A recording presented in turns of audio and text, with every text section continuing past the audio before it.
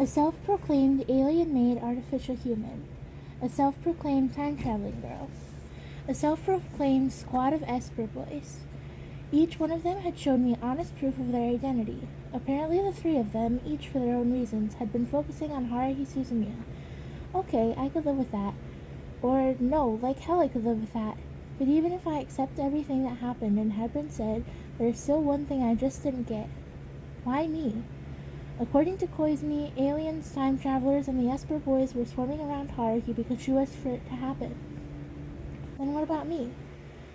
Why was I dragged into this bizarre mess? I'm a 100% genuine normal human being. I've never once woken up suddenly with memories of a weird past life. I haven't done anything worth putting on a resume. I don't have any superpowers or anything. I'm just an ordinary high school student. Who came up with this scenario? Or did someone make me inhale some weird drugs and this was all a hallucination? Was I just in some tripped out fantasy? Who was pulling the strings? Is it you, Haruhi? Yeah, right. It's no concern of mine. Why should I have to worry about this crap? It looked like everything was Haruhi's fault. In that case, she should be the one worrying about this, not me. There is no reason for me to be mixed up in all this. None. Absolutely none, I say. I had made up my mind. As for Nagato, Koizumi, and Asahina, if they were going to bother revealing their secrets to me, why not just tell everything directly to Haruhi? Whatever happened to the world afterward would be Haruhi's responsibility. It had nothing to do with me. Run around all you want, just don't get me involved. Summer must have been accelerating its arrival. As I walked up the hill, dripping sweat, I took off my blazer to wipe away the perspiration from my brow before undoing my necktie and unbuttoning the top 3 buttons of my shirt, all at a very slow pace. If it was this hot already, I didn't want to imagine what it'd be like at noon. As I reflected upon the lack of meaning in the trek to school that had evolved into a natural hiking course, somebody smacked me on the back. Don't touch me. It'll make me even hotter. I turned around to find Taniguchi's grinning face. Yo! Taniguchi, walking next to me, was also drenched in sweat. He sounded quite cheerful as he spouted nonsense. What a pain. Spent all that time to get my hair just right, and now it's soaking wet. Taniguchi! I interrupted him as he began going on about his dog, a subject I couldn't care less about, to voice my query.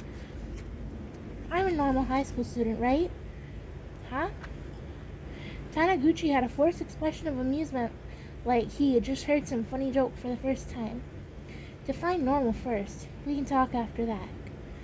I shouldn't have asked him. Kidding. Just a joke. Are you normal? Now look here. A normal high school student would have pushed down a girl in an empty classroom. I should have known better, but apparently he hadn't forgotten about that. I'm also a man. I have enough judgment and pride to refrain from prying a whole story out of you. But you know, yeah? Not a clue.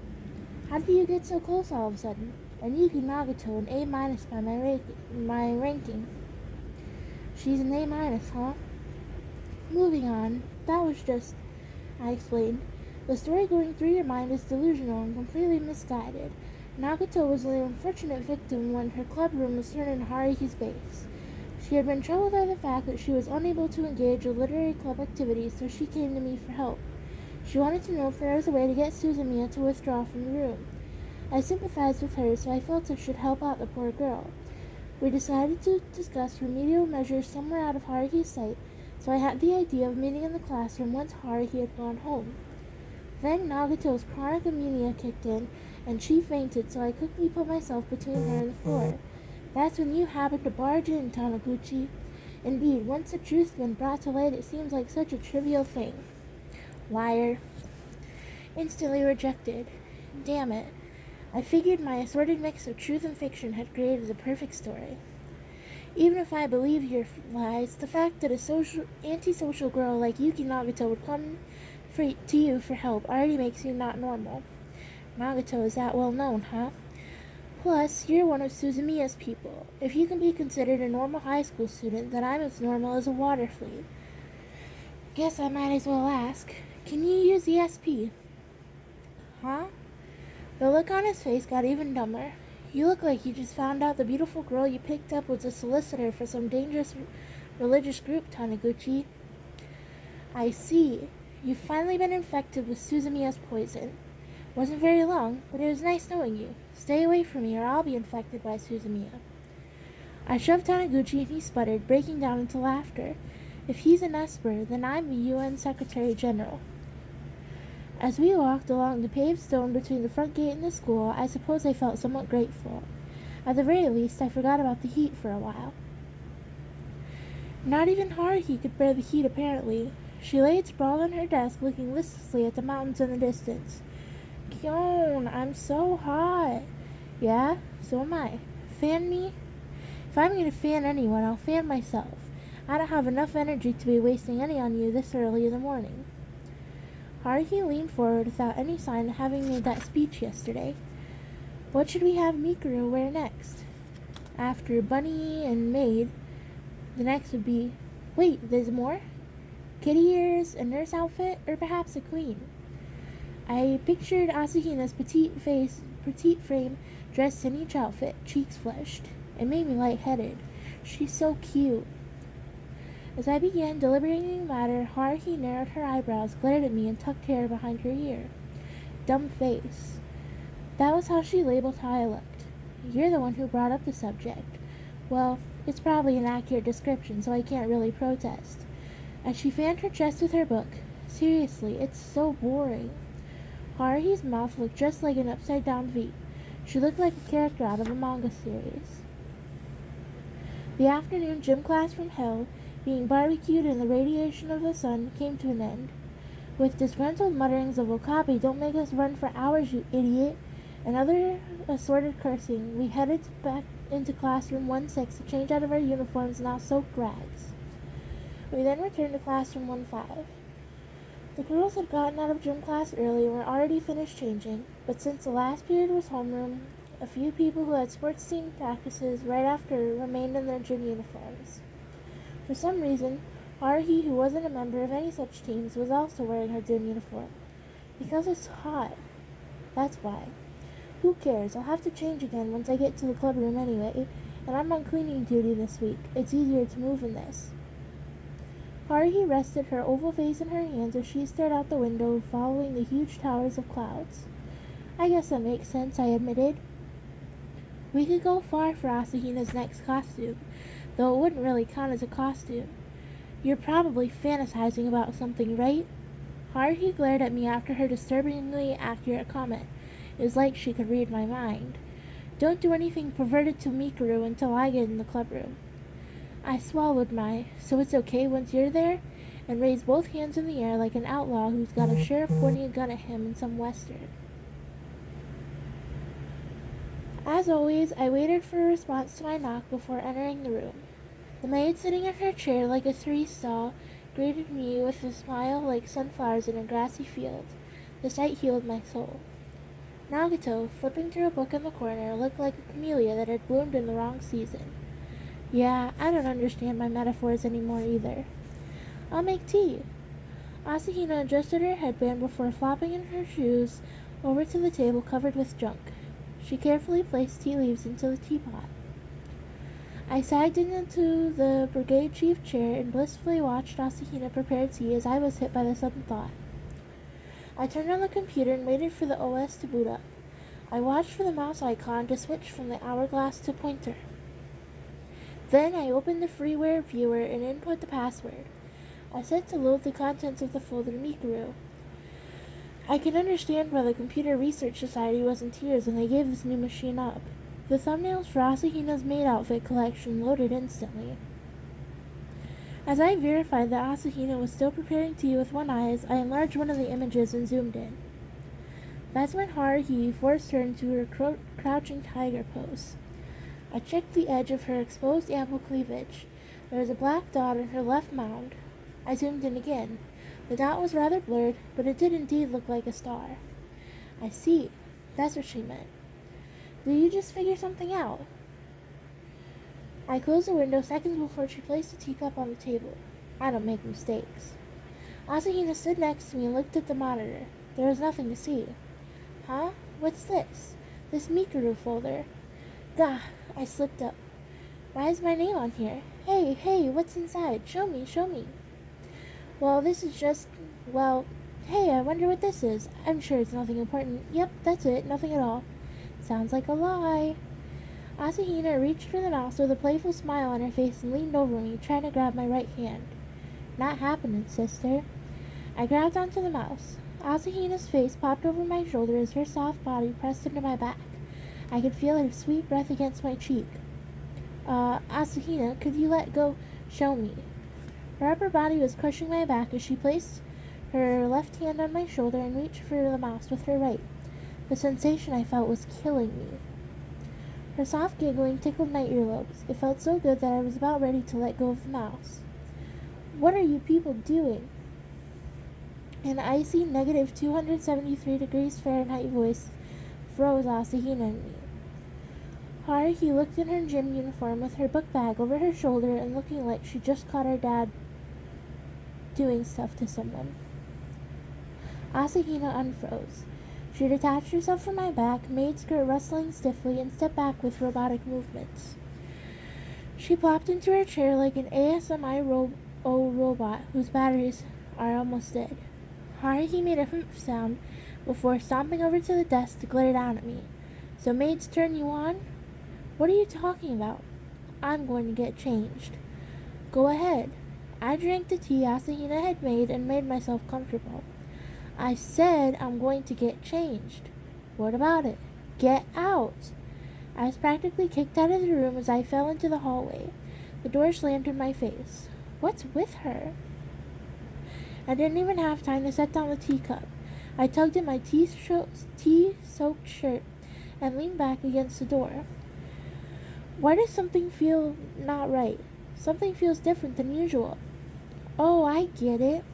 Haruhi had no qualms about changing in the classroom, yet she chased me out of the room just now. That's what was nagging me. Well now, did she have a change of heart? Or had she finally grown up and learned what shame was? I wouldn't know, since the boys of 1-5 were still in the habit of sprinting out of the room right before gym class. Funny, the person who drove this habit into us, Asakura, was no longer there. I placed the teacup on the linoleum floor and sat cross-legged, one leg propped up. After a short while, the rummaging sounds from within the clubroom ceased, without any voices telling me to go in. I hooked my knees and waited 10 minutes and knocked. Come in. I heard Asahina's small voice through the door. I looked past Asahina, opening the door for me like a real maid, to see Haruhi, looking bored, elbows propped on the table, and her long pale legs. On her head were swaying bunny ears, the familiar sight of her as a bunny girl. Maybe she didn't feel like putting in the effort. Collar and cuffs were absent. Her bare legs weren't covered in fishnet stockings, but the bunny ears were still there, and Haruhi sat with her legs crossed. My arm and shoulders feel cool, but this outfit doesn't allow much ventilation, Haruhi said as she sipped her tea. Nagato flipped another page. Surrounded by a bunny girl and a maid, I was at a loss as to how to act. I considered how much I would make if I introduced these two to a part-time job for attracting customers. Whoa, what's going on? That was Koizumi's merry response to a somewhat hysterical voice, all while maintaining a smile on his face. Oh, was today a costume party?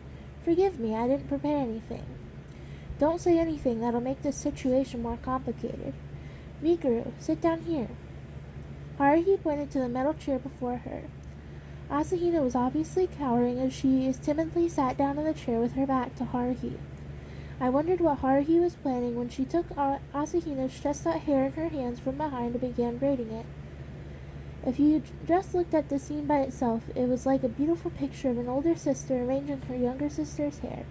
But Asahina's face was frozen in fear, and Haruhi had a sour look on her face. She probably just wanted to turn her into a maid with blades. I turned to Koizumi, chuckling deeply as he watched, and asked, Up for a game of Othello? Sounds fabulous. We haven't played in a while. We spent the next period of time engaged in the struggle between black and white. Koizumi sucked pretty bad for someone who could turn into a ball of light, while Haruhi braided and unbraided Asahina's hair, then played around by tying it into 2 pigtails and then a bun. Asahina would shudder every time Haruhi touched her. Nagato was absorbed in her reading and didn't look up for a second. Why are we all gathered here? It was becoming harder and harder to understand. That day we simply engaged in monotonous SOS Brigade Club activities. No aliens talking about some space distorting data, no visitors from the future, no blue giants, no red spheres, nothing at all. We didn't know what we wanted to do. We didn't know what we should do. We just let the clock tick by as we lived our routine sort of high school life, the everyday happenings of a natural world. While I did feel a bit dissatisfied with nothing going on, I could just tell myself, oh well, there's still plenty of time, and aimlessly look to the door next day and repeat. I was still having more than enough fun though. We gathered in the room with no purpose in mind. I would watch Asahino look hard at work like a maid, watch Nagato be as still as a statue of Buddha, watch Koizumi's perfectly harmless smile, watch Haruhi's face jump constantly between good and bad moods. All these things had their own sort of essence of the unordinary, and it was part of this oddly satisfying school life I was living. As for almost getting killed by a classmate and encountering some rampaging monster in a gray and uninhabited world, those things just don't happen that often, though I couldn't write them off as hallucinations, hypnosis, or daydreams. I did resent being addressed as one of Haruhi Suzumiya's lackeys, but I was the only one lucky enough to be involved, in various ways, with such an interesting group of people. For now I just put aside the question of why I was the only one. Another human may join one of these days. That's right, I wanted everything to stay this way. Just about anyone would agree with me on that point, right? Normally, yes. But there is one person who didn't. You know who. Haruhi Suzumiya. Once night had fallen, I had dinner, took a bath, and randomly studied whichever words might come up in English tomorrow. Once that was finished, the clock indicated it was time to sleep. As I laid down in bed, I perused the novel Nagato had forced on me. I figured a little reading was good every now and then, so I opened up the book. It was unexpectedly engaging, and I continued to read page after page. I guess you really can't judge a book by its cover. But it was a bit too long for me to finish in one night, so I put down the book once one of the characters finished up a very long monologue. The demons of sleep were setting up camp on my eyelids. I marked the spot with the bookmark Nagato had written on and shut the book.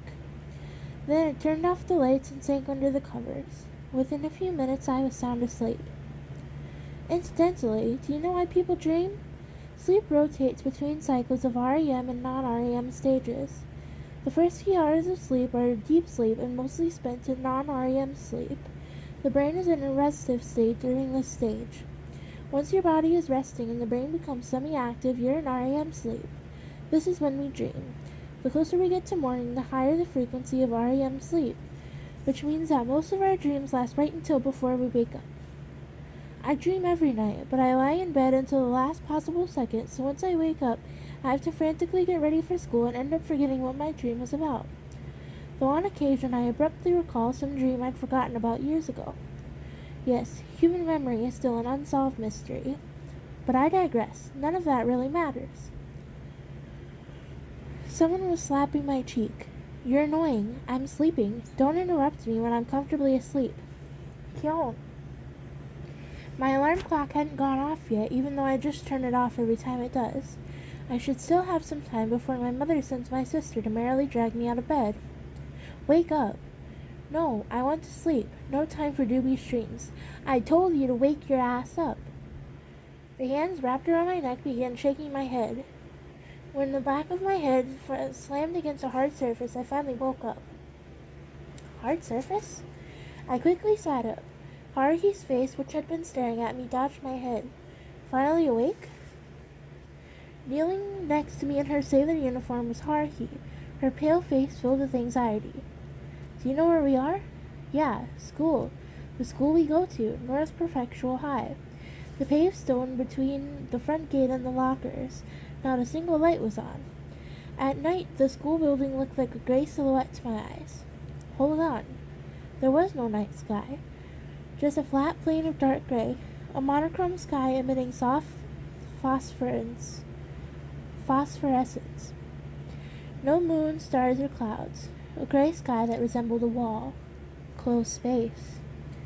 I slowly stood up. I wasn't wearing my sweats that served as pajamas. Instead, I was clothed in my school uniform. I thought I had woken up, but then I found myself here and you were lying down next to me. What's going on? Why are we at school? Haruhi asked in an unusually subdued voice.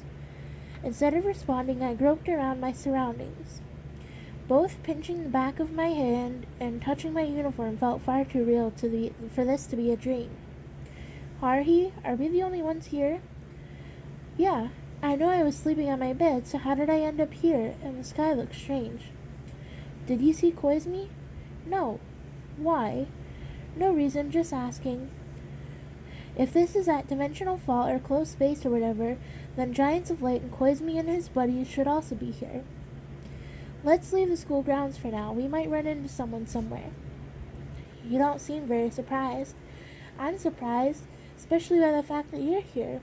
Wasn't this a playground for those giants she created? Or was this all an unusually real dream I was having? Alone with Haruhi in a deserted school. I wonder what Freud would have to say about this. I maintained a reasonable distance from Haruhi as we stepped through the gate when my nose ran into an invisible wall. I remember this clammy sensation. I could force my way a bit further, but I soon ran into a firm wall. An invisible wall stood right outside the school entrance. What is this? As Haruhi vigorously pushed with her two hands, her eyes grew wider. I walked around the school premises to confirm my suspicions. An imperceptible wall extended seamlessly as far as I could walk, almost as if it was trying to trap us inside. It doesn't look like we can get out from here. There wasn't even a breeze. The air was totally still. Let's try circling to the back. Shouldn't we try to contact someone first? Haruhi asked. If there's a phone at least, I don't have my cell on me. We were in a closed space. Then, according to Koizumi's explanation, the phone wouldn't do us any good. But we still went into the school building. There should be a phone in the faculty office. None of the lights were on. The dark school building was pretty creepy. We walked past the rows of lockers and headed into the silent school building. On the way, I flipped the light switches in the first floor classrooms and the fluorescent lights flickered on. It was just cold, artificial light, but it was enough to make the two of us exchange relieved looks. First we headed for the night watchman's office.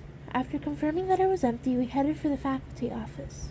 Naturally, it was locked, so we pulled out a nearby fire extinguisher and smashed its bottom into the glass window and broke into the room. Haruhi held the phone out to me. Doesn't seem to work. I took it and put it to my ear. No sound at all. I tried pushing the buttons a few times, but nothing happened. We left the faculty office and headed up, turning on all the lights in the classrooms as we went. Our classroom was on the top floor. If we looked down from there, we might learn something about our surroundings. At least that's what Haruhi said. As we walked through the school, Haruhi tightly clenched the sleeve of my blazer. Don't expect much from me, Haruhi. I don't have the power to do anything, but if you're scared, just cling to my arm. It creates more of an atmosphere. Idiot. Haruhi glared at me with upturned eyes, but her fingers didn't release their grip. Nothing looked different about Classroom 1-5. Looked just the way it did when I left it that afternoon. The eraser marks on the chalkboard, the thumbtack-filled mortar wall. Kyon, look, Haruhi said after rushing over to the window before falling silent.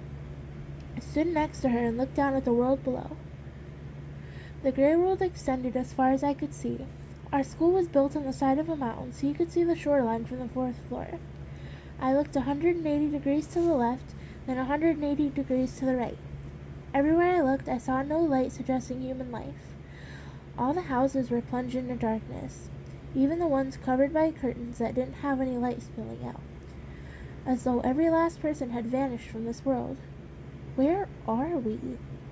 It wasn't that everyone else had disappeared. We were the ones who disappeared. In this case, we would be the intruders who had slipped into this deserted world. This gives me the creeps, Haruhi murmured as she hugged her shoulders. We didn't know where to go, and so we made our way to the club room we had just left that evening. We had swiped the key from the faculty office, so we had no trouble getting in.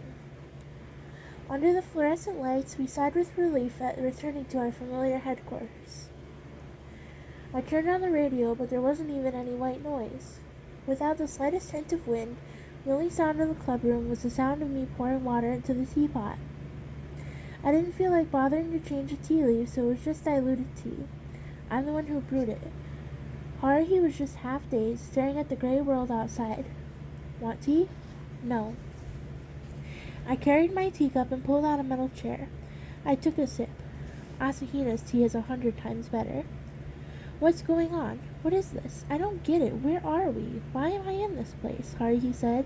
All this without turning around, still standing at the window. From behind, she looked really thin. And why is it just you and me? Hell if I know. Haruhi flipped her skirt and hair and looked at me with a pissed-off look on her face. I'm going to explore a bit, she said as she headed out of the room. I began to stand up. You stay here. I'll be right back. And with that, she left the room. I guess it's typical of her. As her lively footsteps faded into the distance, I sipped my unsavory tea, and that was when he finally showed up. A small red ball of light. At first it was the size of a ping-pong ball, then its outline gradually grew in size while flickering like a firefly before settling into the shape of a human. Koizumi? Although it had a human shape, it did not look human. No eyes, nose, or mouth, just a shining red dot. Why, hello! An optimistic voice broadcasted from within the red light. It took you long enough. I was expecting you to appear in a more tangible form. Regarding that, I need to tell you a few things. No beating around the bush. I'll be frank, this is an abnormal situation. The red light flickered. With normal closed space, I am easily able to gain entry. However, that wasn't the case this time. I could only appear in this incomplete form after borrowing the power of all my colleagues, and it probably won't last very long. The power that rests within us is beginning to disappear. What's going on? Are Haruhi and I the only ones here? Precisely, Koizumi responded. In other words, what we feared has already begun to happen. Suzumiya has finally given up on the current world and decided to create a new world. As a result, our superiors are in a full state of panic. Nobody knows what will happen to our world once it has lost its god. If Suzumiya begins to feel merciful, our world may continue to exist without change, but it could also return to nothing in the next second. Why did this happen? No one knows. The red light faltered like a flame. In any case, you and Suzumiya have completely vanished from our world. You are not in an ordinary closed space. It is an entirely new dimension created by Suzumiya. Perhaps all the previous instances of closed space were merely practice runs. Funny joke. Tell me which part I'm supposed to laugh at. Ha, ha, ha. That wasn't a joke. I am dead serious. The world you are in is probably the manifestation nearest to the world where Haruhi desires, though we aren't sure what it is that she wants. Indeed, who knows what will happen. Setting that aside, why am I here? Do you really not know? You have been chosen by Suzumiya, the only person from the old world Suzumiya truly wanted to be with. I thought you had realized this long ago. Koizumi's light was about as dim as a flashlight running out of batteries. It would appear that I'm almost out of time. The way things look now, I probably won't be seeing you again, but I suppose I'm rather relieved, for I will no longer need to go hunt celestials. Do I have to live in this gray world all alone with Haruhi? Adam and Eve. If you reproduce enough, it'll work out, won't it? Don't make me hit you. Just a joke. All kidding aside, I would assume this closed area of space will only last momentarily. It should soon turn into a familiar-looking world. However, it probably won't be entirely the same. You could say that the world you are in now is the real world, and the former world would be closed space. It's a pity I won't be able to observe the differences between the worlds. Well, if I happen to be born into the new world, please treat me kindly. Koizumi was turning back into a ping-pong ball. His human shape collapsed and shrank like a burned-out star. We can no longer go back into the old world? If Suzumiya desires it, then perhaps. The possibility is slim, though. As for myself, I would have liked to spend more time with you and Suzumiya, so I regret this turn of events. I enjoyed being in the SOS Brigade. Oh, that's right, I forgot to deliver the messages from Mikuru Asahina and Yuki Nagato. Koizumi said the following words before completely disappearing. Mikuru Asahina wanted to apologize. She said, I'm sorry, it's all my fault. Yuki Nagato's message was turned on the computer. I'll be going now. The end was quite quick, like a candle being blown out. I pondered Asahina's message. Why is she sorry? What did Asahina do? I decided to think about that later and turned on the computer per the other message. As the hard drive produced the sounds of seeking, the OS logo showed up on my monitor. Except not. The OS screen, which should have booted up in a few seconds, didn't show up. The monitor remained black. There was only a blinking white cursor on the left edge of the screen. The cursor began moving soundlessly to spell out a curt message. Yuki.N. Can you see this? After a brief period of bewilderment, I pulled out the keyboard towards me. My fingers began typing. Yeah. Yuki.N. The connection has not been completely severed with your space-time, but it is only a matter of time. The connection will be closed soon. That will be the end. What should I do? Yuki. Nothing can be done. The eruption of abnormal data in this world has completely vanished. The data overmind is in despair. The possibility for evolution has been lost. Why was that whole possibility of evolution thing anyway? What part of Haruhi could possibly be considered evolved? Yuki. A high level of intelligence refers to the data processing speed and accuracy. The intelligence of organic life forms has limited processing capabilities due to error and noise data from their physical bodies. As a result, once they reach a certain level, evolution stops. So our physical bodies are part of the problem? Yuki. The data overmind was created from data to begin with. It was believed that their data processing ability would increase infinitely until the universe burned up. But that was wrong. Just as the universe had its limits, evolution had its limits. At least as long as they retain a discarnate entity of data. And Suzumiya? Yuki. Haruhi Suzumiya possessed the ability to create data from nothing, an ability the data overmind does not have. A human, a mere organic life form, is creating more data than it can process in its lifetime. If we could analyze this ability to create data, we could find a clue regarding autoevolution, or so we thought. The cursor flickered. I could feel her hesitance before the words began racing again. Yuki, we are counting on you. Counting on me? Yuki. We wish for you to return to this world. Haruhi Suzumiya is a vital observation subject, an important being that may never be born into this universe again. I also individually feel that I want you to return. The letters were fading. The frail cursor slowly produced words. Another visit to the library would... The monitor blacked out. Increasing the brightness didn't help. Nagato's final words were brief. Sleeping Beauty. The loud rattling of the hard drive scanning almost made me jump up. The access light blinked and the monitor displayed the familiar OS screen. The whirring of the computer fan was the only sound in this world. What are you telling me to do? Nagato? Koizumi? I let out a deep sigh and casually, just casually, looked out the window. The window frame was covered in blue light. A giant of light stood in the courtyard. Up close, it looked like a blue wall. Haruhi jumped into the room. Kyon! Something's here! Haruhi almost ran into me as I stood at the window before coming to a halt next to me. What is that? It sure is big. A monster. It isn't a mirage, right? She sounded excited, like her earlier gloom had never happened. Her eyes shone with a hint of anxiety. Maybe it's an alien, or the revival of some super weapon developed by an ancient race. Is that what's keeping us from leaving the school? The blue wall stirred. My mind flashed back to a scene of skyscrapers being trampled down. I immediately grabbed Haruhi's hand and ran out of the clubroom. What?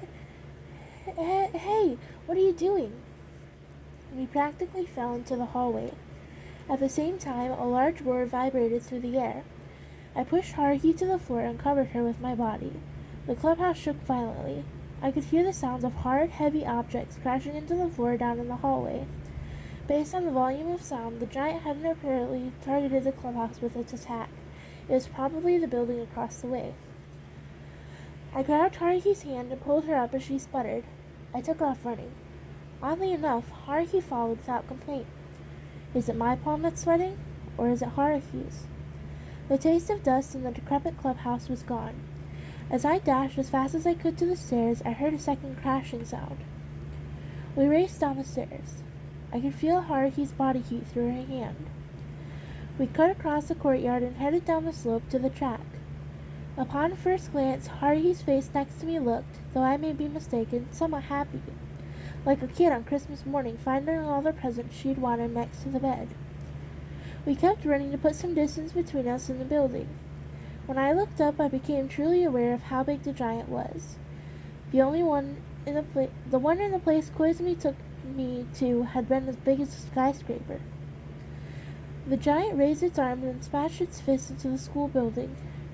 The first hit had already split open the cheap 4-story structure, so it collapsed rather readily. Debris flew in all different directions, causing deafening noise. We stopped after advancing to the center of the 200-meter track. A gigantic blue humanoid rose up against the gloomy, monotone canvas like a Hollywood special effect. I was thinking about how this was what Haruhi should be taking pictures of for our website. Shouldn't need to put up pictures of the Computer Research Society president groping Asahina, much less pictures of her in her costumes. This scene is what she should put on the website. As I was thinking about that, the sound of Haruhi rapidly speaking reached my ear. Do you think it'll attack us? It's just a hunch, but I don't think it's anything evil. Dunno. As I responded, I was thinking to myself about what Koizumi had explained when he first took me into the closed space. If we left the destructive actions of the Celestials unchecked, the world would eventually be replaced. As in, this dark gray world would take the place of the former world. And then, what would happen next? According to Koizumi, a new world was apparently being created by Haruhi. Would the Asahina and Nagato I knew would be in it? Or would it be a world where abnormal becomes normal?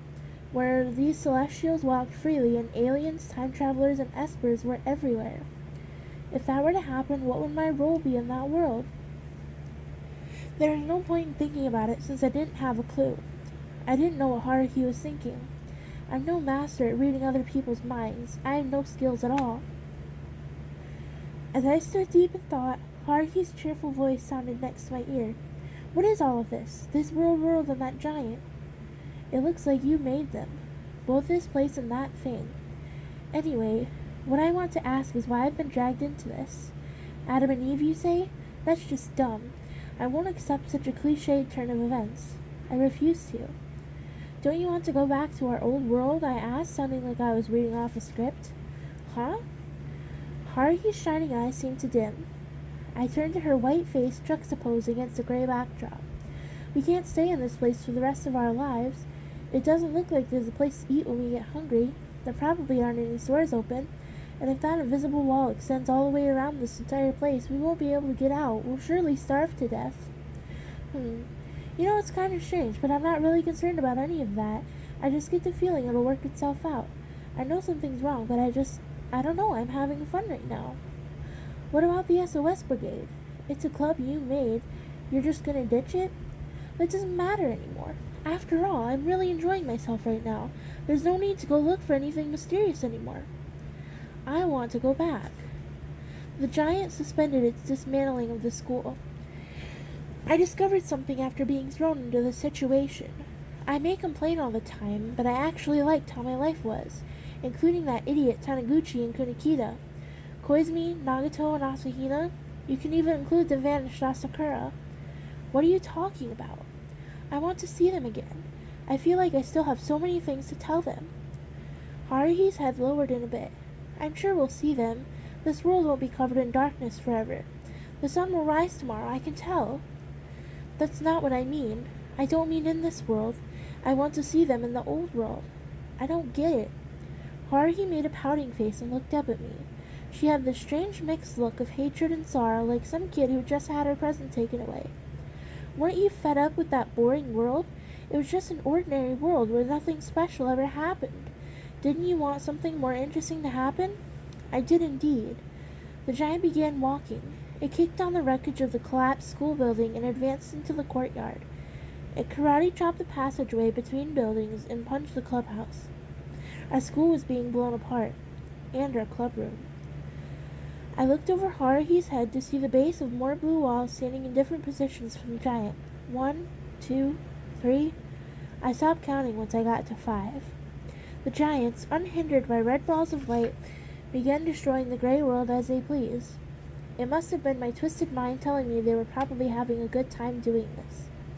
Every time they raised their limbs, the landscape vanished like a piece of space being shaved off. Half of the school was gone without a trace. I was unable to sense if the closed space was expanding. Plus, I didn't really know about the whole expanding until this space becomes the new reality thing. I just knew that how it was. Right then, if a drunk middle-aged guy sitting next to me on the train were to say, "Don't tell anyone, but I'm actually an alien," I probably would have believed him. I'd had 3 times the amount of experience I'd had a month ago. What can I do? It would have been impossible a month ago, but now I could do it. I'd already received a few hints.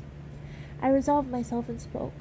"Haruhi, I've been through some really fantastic experiences the past few days. You probably don't know, but there are actually a bunch of extraordinary people interested in you. You could even say the world is revolving around you. These people, they consider you to be a unique girl and are acting accordingly. You may not have realized, but the world is definitely moving in an interesting direction." I wanted to grab Haruhi's shoulders when I realized I was still holding her hand. Haruhi, however, had a look on her face like she thought I had mad cow disease. Unconsciously, Haruhi avoided my eyes and watched the giant take apart the school like it was completely natural. I looked at her from the side. I became newly aware of the softness of the curves on her face. Nagato said she was the potential for evolution. According to Asahina, she was a time warp. Koizumi treated her as a god. Then, what about me? What did Haruhi Suzumiya mean to me? Haruhi was Haruhi and nothing else. I wasn't going to use such an overblown language to dodge the question. But I didn't happen to have a decisive answer. Isn't that natural? If someone points to the classmate sitting behind you and asks, "What is she to you?" how are you supposed to respond? No, sorry, guess that's still dodging the question. Haruhi wasn't just a classmate to me. Of course, she wasn't a potential for evolution or a time warp, much less God. She couldn't possibly be. The giant turned toward the track. It had no face or eyes, yet I could feel it looking at us. It began walking. Each step carried it meters. Despite its sluggish movements, the creature approaching figure loomed before us. Think, what did Asahina say? And Nagato's last message. Snow White, Sleeping Beauty? Even I should have known what Sleeping Beauty was referring to. What do the two have in common? The answer became clear once I factored in our current situation. So cliched. Way too cliched. Asahina and Nagato, I wouldn't accept this stupid turn of events. No way in hell. Or so my rational thought insisted. Nagato might call it noise. Humans are not rational creatures. I released Haruhi's hand, grabbed the shoulders of her sailor uniform, and turned her towards me. What is it? Actually, ponytails turn me on. What? That ponytail you used to wear looked so good it was criminal. Are you an idiot? Her black eyes appeared to reject me. As Haruhi raised her voice in protest, I forced my lips onto hers. It's expected to close your eyes in such situations, so I did, which is why I didn't see the expression on Haruhi's face. Maybe her eyes were wide open in shock. Maybe her eyes were closed like mine.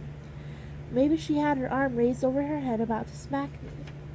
I have no way of knowing. But I wouldn't have noticed being smacked right then. I'm willing to bet anyone in this situation with Haruhi would feel the same way. I strengthened my grip on her shoulders. I didn't want to let go just yet. I could hear roaring sounds in the distance. The giants were probably punching and kicking the school again. But in the next second, a weight of weightlessness threw me off balance. I fell, experiencing an excruciating impact on my left side. My kiss shouldn't have warranted a judo throw, but then I opened my eyes and froze upon seeing a familiar ceiling. I was in a room. My room. I looked to the side to find my bed and discovered I had fallen on the floor. Naturally, I was wearing my sweats. Half of my disheveled blanket had fallen off the bed. My arm was behind my back and my mouth was wide open like an idiot. It took a while before I regained my senses. I stood up, half conscious, and pulled open the curtains to look outside. I could see a few stars and streetlights shining here and there. Once I saw a flickering light on in one of the houses, I began walking in circles around my room. A dream? Was it all a dream? Stuck in a world all alone with a girl I know and I end up kissing her. Freud would have a field day with this. Did I really have a dream that's such an easy read? God, I want to hang myself this very second. I should probably be grateful that Japan eliminated the right to bear arms. If an automatic handgun would have been within my reach, I would have popped myself in the head without hesitation. If it had been Asahina, I could have picked up my honest desires within the dream. But it was Haruhi of all people. What the hell was my subconscious thinking about? I sat wearily on my bed and threw my arms over my head. If it was a dream, it was the most realistic one I'd ever had. My right hand was covered in sweat, and I could still feel a warm sensation on my lips. Or this was no longer the old world. It was the new world that Haruhi had created. If that was the case, was there a way for me to actually confirm that? No. Maybe, but I couldn't think of anything. Actually, I didn't want to think at all. If I was going to have to accept that my brain was capable of coming up with such a stupid dream, I'd rather the world be destroyed. It made me want to pull my hair out. I picked up my alarm clock and checked the time. 2:30 a.m. I'm going back to bed. I pulled my covers over my head and attempted to coax my frozen brain into slumber. Only I didn't sleep a wink, which is why I walked up the hill to school the next day in a foul mood. Quite frankly, it was painful. The only saving grace was that I didn't run into Taniguchi and have to deal with his stupid blabbering. The blazing sun was faithfully engaged in a full-power nuclear fusion. Would it kill the sun to lower the thermostat every now and then for our sake? The sleepy time fairies, which hadn't showed up when I wanted them to, were now circling over my head. I really doubted I'd hear much, if any, of what was said in first period. Once the school was in sight, I stopped and stared bemusedly at the decrepit four-story building. The front gate, clubhouse, and passageway, sucking in students the way an anthill sucks in ants, were all there. I dragged my legs slowly up the stairs to head to my familiar 1-5 classroom. I stopped moving 3 steps from an open doorway. Haruhi was already sitting in the last row next to the window. Why? She had her chin in her hands as she looked out the window. The back of her head was in plain sight. A tied-off portion of her black hair stuck out like a topknot. It wasn't really a ponytail. She just tied off a bit of hair, didn't she? Still. Yo, how's it going? I asked. I dropped my bag on my desk. I feel miserable. I had a nightmare last night, Haruhi answered in a flat voice. Well, isn't that a coincidence? I ended up not getting any sleep. I've never wanted to skip school as badly as I do today. Oh, really? I sat down in the hard chair and peered at Haruhi's face. The strands of hair above her ear were covering the side of her face, so I couldn't really make out her expression. Just as well, I could tell she wasn't in a good mood. At least that's the impression I got. Haruhi, I said. What? As Haruhi refused to budge from staring out the window, I said to her, Your hair looks nice today.